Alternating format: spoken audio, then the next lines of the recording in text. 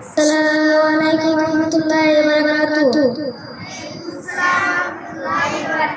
एक नंबर हदीस शरीफ قال النبي صلى الله عليه وسلم أخلص دينك يكفيك الأمر حديث شريف حضرت نبی کریم صلی اللہ علیہ وسلم বলিয়াছেন তোমার ইমানকে খাঁটি করো অল্প আমলে নাজাতের জন্য যথেষ্ট হইবে। 2 নম্বর হাদিস শরীফ খায়রুকুম মান তাআল্লামাল কুরআন ওয়া আল্লামা তোমাদের মধ্যে সর্বোত্তম ওই ব্যক্তি যে কুরআন হাদিস শিক্ষা করে এবং শিক্ষা দেয়। 3 নম্বর হাদিস শরীফ তালাবুল ইলমি ফারিদাতুন আলা কুল্লি মুসলিম দিনিয়ান করা প্রত্যেক মুসলমানের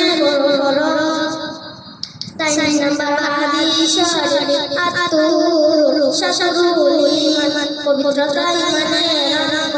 5 নম্বর হাদিস শরীফ মিফতাহুল জান্নাতি সালাত নামাজ বেহেশতের চাবি। সাল্লাল্লাহু আলাইহি ওয়া সাল্লাম।